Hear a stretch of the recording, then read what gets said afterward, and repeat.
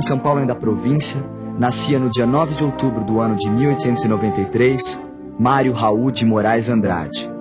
Um dos mentores da Semana de Arte Moderna, em 1922, ajudou a modificar e inovar as várias maneiras de observar a cultura de um país. Daí por diante, saiu inventando língua, mudando conceitos, pesquisando. Escreve Macunaíma, o herói sem nenhum caráter, espelho e crítica da formação do homem brasileiro. E com este livro, fere para sempre a história literária do país. Se sua voz se cala em 1945, sua obra, que engloba prosa, poesia, pesquisa e resgate cultural, continua ecoando em todos os cantos do Brasil.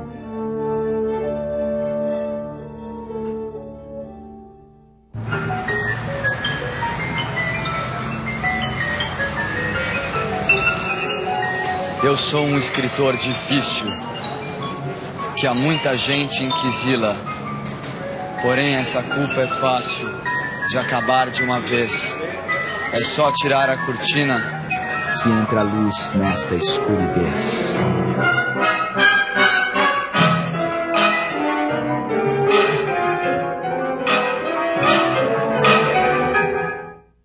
São Paulo, 9 de outubro de 1893. Numa cidade que despertava para o crescimento, ainda acanhada em sua estrutura, nascia Mário Raul de Moraes Andrade, filho de Maria Luísa e Carlos Augusto de Andrade, jornalista, contador do Conservatório Dramático e Musical de São Paulo e, nas horas vagas, escritor. Mário de Andrade inicia seus estudos no grupo escolar do Largo do Triunfo. Era um aluno comum, como todos os outros, um estudante que ia no seu ritmo normal, sem nenhuma genialidade que aparecesse naquele momento, né? Ele vai dizer que só depois, já concluindo o ginasial, é que o Mário começa a criar um gosto pela literatura, né? A escrever os poemas, começar então a criar esse gosto pelas letras e pela música. São Paulo, 1911. Mário de Andrade entra para o Conservatório Dramático e Musical. Tocava piano como seu irmão Renato, grande promessa da época. Esse Renato, ele faleceu cedo por uma consequência de um acidente de futebol, assim, a medicina não estava tão bem desenvolvida, então teve consequências que acabaram redundando na morte dele quando ele tinha 15, 16 anos. Isso afetou muito o Mário. E tanto que o desejo inicial do Mário, quando começou a estudar música, era ser concertista. Mas ele ficou tão abalado com a morte do irmão que diziam que ele ficou com um tremor nas mãos que o impedia de ser um pianista. Então ele passou a lecionar e voltar mais para a literatura e para o ensino da música. O ano de 1917 é um ano de mudanças para o mundo e para Mário. Seu pai falece no início deste ano. Logo depois, Mário publica seu primeiro livro, Há uma gota de sangue em cada poema. Em novembro, discursa numa conferência saudando a entrada do Brasil na Primeira Grande Guerra. Essa conferência encanta o Oswald de Andrade, vai ser assim, o Oswald vai assistir essa conferência, ele se encanta com o que o Mário está falando. A partir de então, ele vai se encontrar com o Mário, então, para conseguir o texto, e vão se tornar grandes amigos. Então, esse ano de 17, que é esse ano em que o Oswald entra em contato mais próximo com o Mário de Andrade, é o ano em que também Anita Malfatti está vindo do exterior, né, expondo seus quadros. E o Mário de Andrade visita essa exposição e a crônica ou a história contada por Anita refere-se ao espanto diante daquele moço que ria às gargalhadas diante dos seus quadros. A questão da modernidade nas artes, ela começa efetivamente a tomar corpo aqui no Brasil e aqui em São Paulo, com a exposição de 1917 de Anita, com as tomadas de posições dos vários grupos. Eu acho que é por aí que a coisa começa a acontecer. Mas a reação à exposição de Anita Malfatti é bastante dura, principalmente por parte do escritor Monteiro Lobato. O Mário de Andrade, então, a essa altura, solidário, volta à exposição, vai conversar com a Anita, não é? Se torna amigo dela. O Oswald também, timidamente, tenta uma defesa dela pública, não é? Escreve um artigo defendendo a pintura da Anita Malfatti, essa novidade que ela está trazendo, também se junta ali. Então, os três, nesse momento, começarão a formar um novo núcleo de interesse estético. Uma célula moderna começa a ser formada. Vários artistas se reúnem à volta da trupe. Entre eles Brecheret, de quem Mário de Andrade adquiriu uma escultura chamada Cabeça de Cristo, causadora de grandes polêmicas familiares. Minha avó ficou indignada, falou: Mário, o que é isso? De Cristo de trancinhas, onde se viu?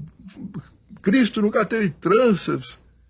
E isso provocou todos os que... E a cabeça estava bem na entrada de casa. Mas de tal ordem isso machuca o Mário, né? Quer dizer, fica chocado com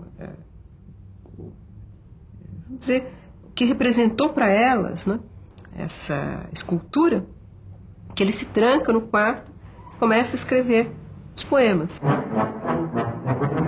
Eu insulto o burguês níquel, o burguês, a digestão bem feita de São Paulo, o homem curva, o homem nádegas, o homem que, sendo francês, brasileiro, italiano, é sempre um cauteloso pouco a pouco. Eu insulto as aristocracias cautelosas, os barões lampiões, os condes joões, os duques urros, que vivem dentro de muros sem pulos e gemem sangues de alguns mil réis fracos para dizerem que as filhas da senhora falam o francês e tocam os printemps com as unhas.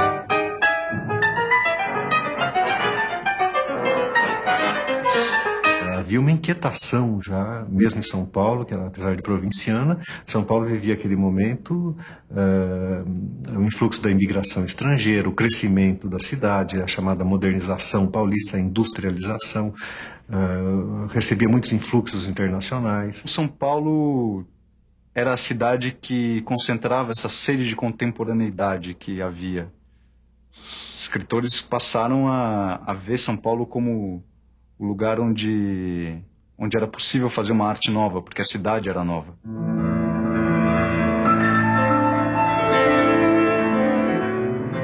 As ideias modernistas, elas foram evidentemente importadas no Brasil.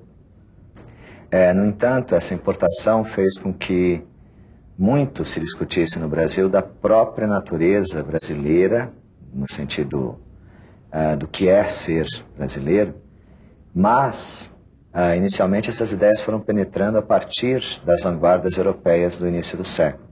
As convenções literárias eram completamente passadistas, havia um formalismo muito grande, principalmente na poesia, regras fixas, rima, palavras que não se podia usar, termos que não eram poéticos. Havia essa ideia de que a poesia era uma bela arte, né? E o modernismo acabou com isso. Morte à gordura, morte às adiposidades cerebrais, morte ao burguês mensal, ao burguês cinema, ao burguês Tilbury, padaria suíça, morte viva ao Adriano. Ai, filha, que te darei pelos teus anos? Um colar? Conte 500, mas nós morremos de fome. Então eles pensam o seguinte, o que pensam, né? Em 22 é o centenário da nossa independência política.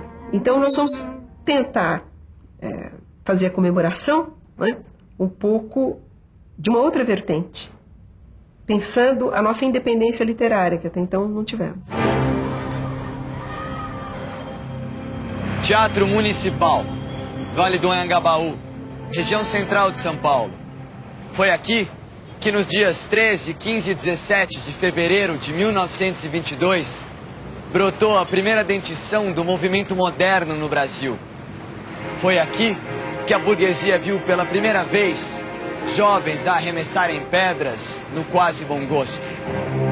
Reunindo escritores, pintores, músicos de toda uma gama de artistas, a Semana de Arte Moderna de São Paulo plantava a semente de mudanças no coração da cultura brasileira.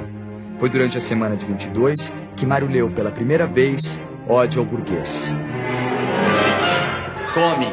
Come-te a ti mesmo, ó gelatina pasma, ó purê de batatas morais, ó cabelos nas ventas, ó carecas. Ódio aos temperamentos regulares, ódio aos relógios musculares, morte e infâmia, ódio à soma, ódio aos secos e molhados, ódio aos sem desfalecimentos nem arrependimentos, sempre eternamente as mesmices convencionais. Testemunhos de pessoas que iam para se divertir, né, para vaiar, né, jovens que descobriram que era possível ir lá e vaiar as pessoas e agredir, já que era uma manifestação tão absurda. Na semana de 22, houve inclusive parentes, não muito próximos, né, mas que ajudaram a vaiar no Teatro Municipal, a apresentação dos modernistas e tal. E minha avó subiu a serra, eu sei que cortou relações durante muito tempo com esses familiares, e depois o tempo vai passando, vai consertando as coisas, né, e a coisa se ajeita.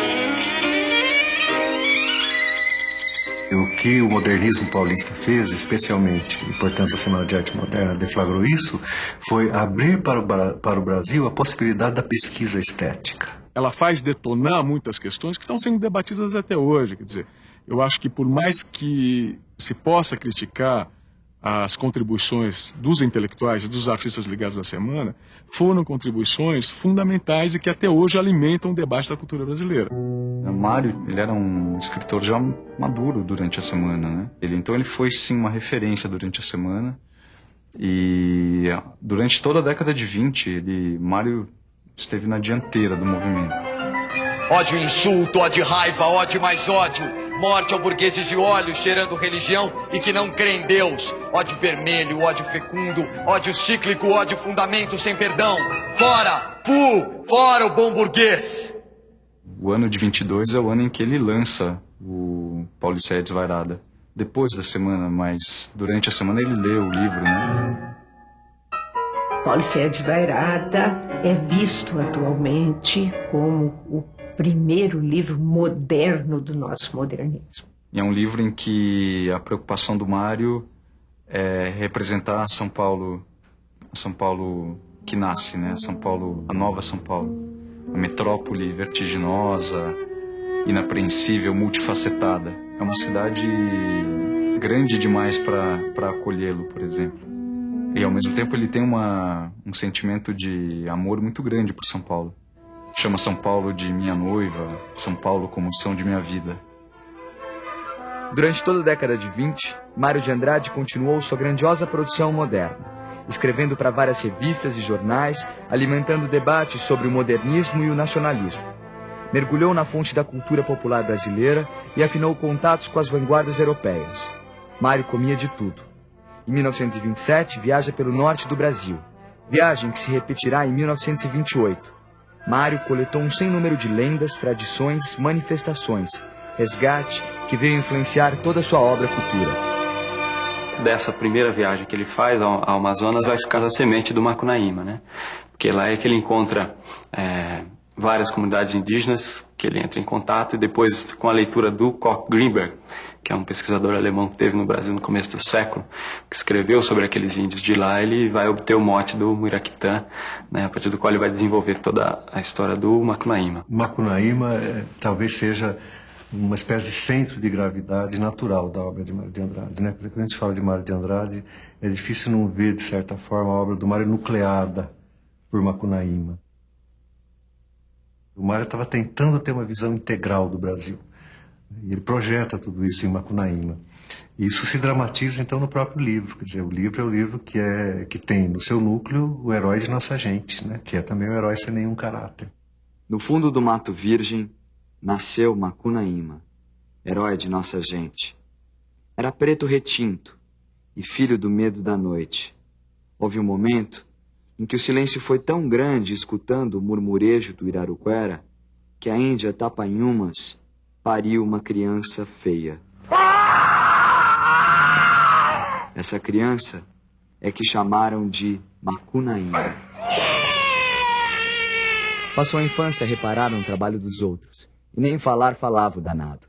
Vivia entre os banhos dos rios e as relações perigosas com a mulher do irmão Jiguê, Sofará, que transformava em um lindo príncipe e passava horas a brincar com o herói. E a qualquer tentativa de fazer o pequeno reagir para a vida, logo a frase vinha: ai, que preguiça. O Mário vinha há muito tempo já pesquisando as matrizes de cultura popular, de folclore, de cultura indígena. E subitamente tudo isso se projeta sobre Macunaíma, escrito, que foi um livro escrito, segundo o Mário, em 5 dias de rede de cigarro. Quer dizer, em 5 dias, ele, na chácara de um tio dele, em Araraquara, ele, em umas férias de fim de ano, em 5 dias ele escreve o livro inteiro. Isso não quer dizer que ele pegou uma semana de dezembro, rabiscou Macunaíma e saiu Macunaíma. Não. Ele se preparou com toda uma pesquisa, as leituras todas prontas, todas as anotações, tudo aquilo que ele tinha, e aí, com a história pensada, não é? Ele escreve. Mãe, sonhei que caiu meu dente. É morte de parente. Pois é.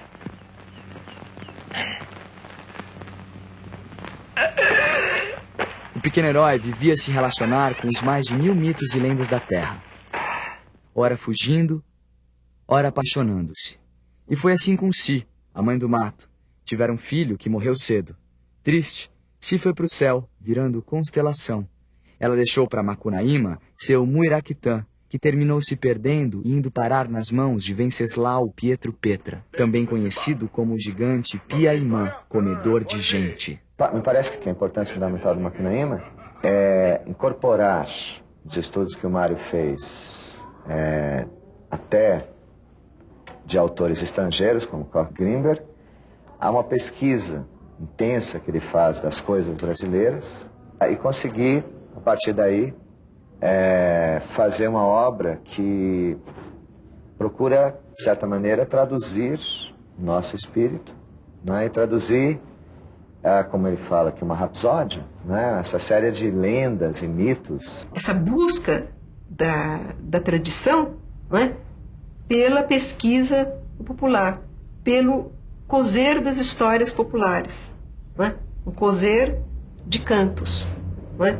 Que é a rapsódia. Num minuto, o Macunaíma, numa correria, ele vai do Amazonas ao Rio Grande do Sul, depois ele vai de um lado para o outro, como um bom herói mítico, né, como uma boa personagem lendária que ele é, e mistura os falares regionais e todos os costumes, então ele mistura, portanto, todos os espaços, ele mistura também todos os tempos, ele visita figuras do passado, do presente, então é um livro que mistura os tempos e os espaços, isso faz parte da riqueza do livro. Macunaíma resolveu ir a São Paulo, reaver seu Muiraquitã.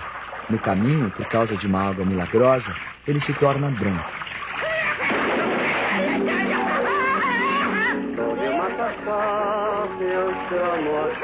E ao chegar à cidade grande, o herói fica espantado.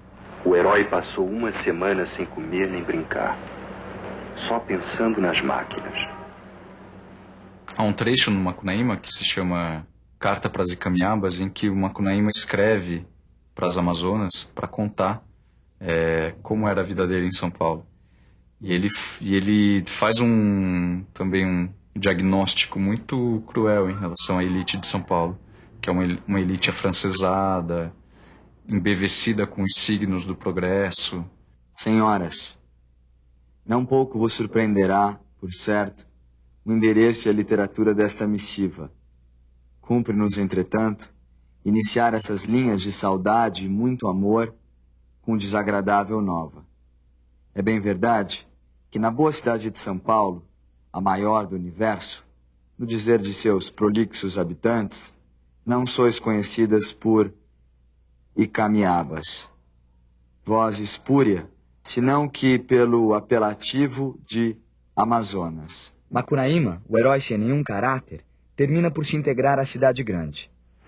Gente, muita saúva e pouca saúde, os vales do Brasil são. E continua tentando conseguir seu Muiraquitã. Fantasia-se de francesa para seduzir o gigante, pede a Exu que dê uma surra nele, tanto faz e apronta que termina por ter o Muiraquitã de volta. Bom, no Macunaíma, o Mário está interessado em compor uma explicação mítica do Brasil, né? Então, o Macunaíma é um herói sem caráter, mas ao mesmo tempo ele é um herói com todos os caráteres brasileiros, né? E ele explica isso numa carta para o Manuel Bandeira, porque o Macunaíma é, como o povo brasileiro, um herói em formação, né? Ele está se formando e não tem ainda a característica pronta. Os defeitos, por assim dizer, do Macunaíma, os traços de sensualidade, preguiça e mentira, né, são ambivalentes. A mentira que faz com que Macunaíma encante os moradores da pensão ao narrar uma caçada de veado. Quando o Macunaíma conta que teve na Praça da Sé caçando o veado mateiro, aí os irmãos assustam, o Manap e o Jegue. Macunaíma, você andou caçando o veado mateiro? Ele confirma e tal. A um certo ponto ele não consegue manter mais a mentira, vira e fala: eu menti. Isto é, eu criei, eu inventei. O herói, junto com os irmãos, retorna para sua terra.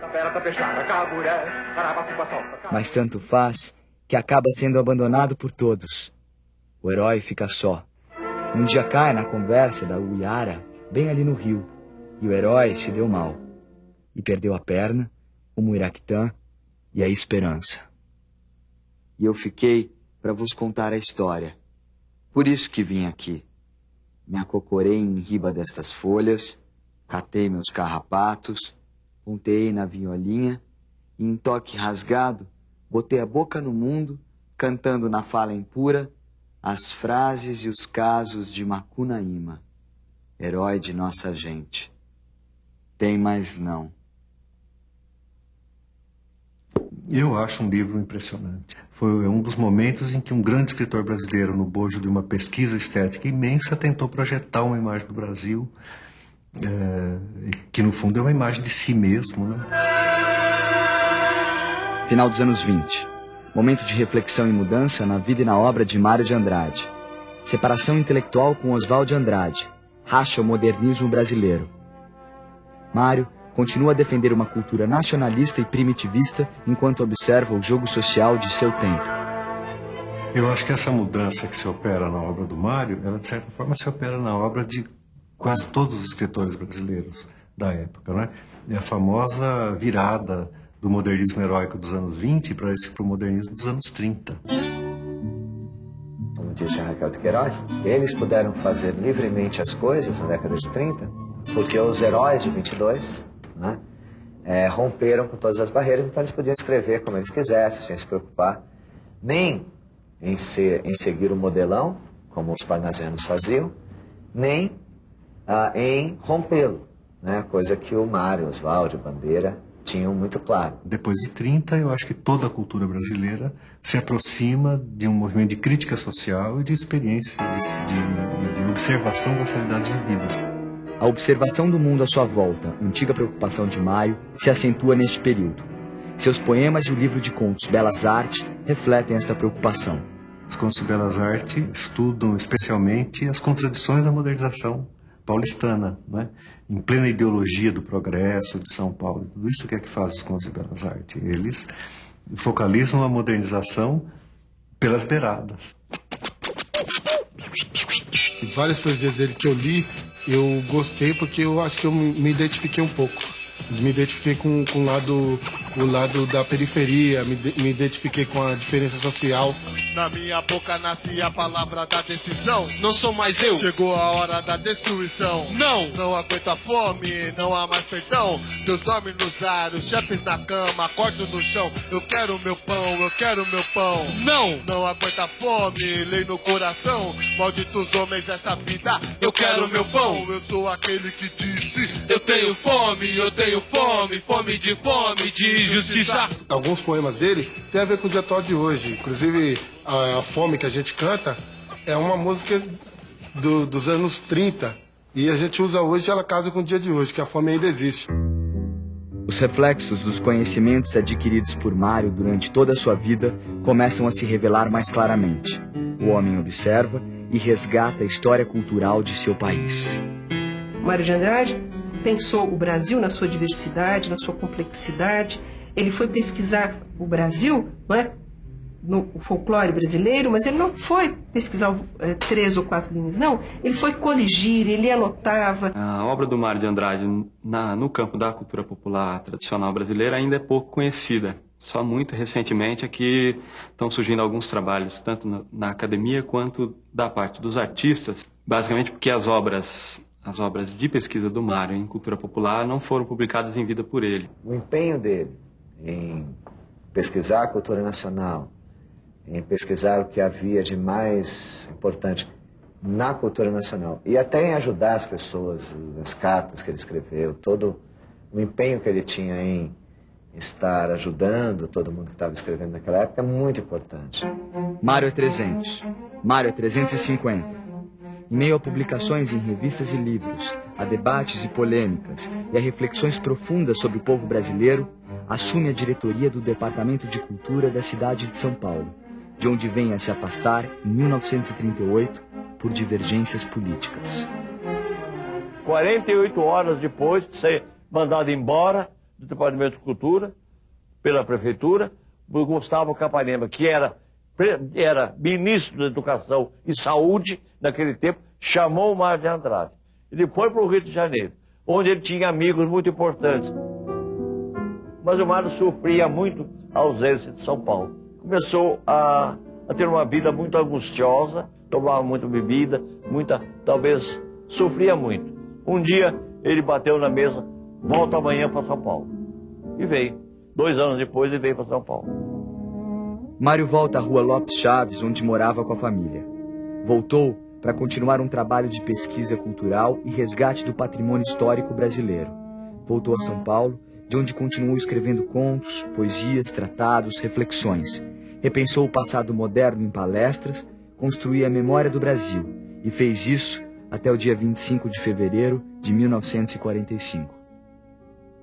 Então, eu soube que na véspera de sábado para domingo, Mário teve um infarto.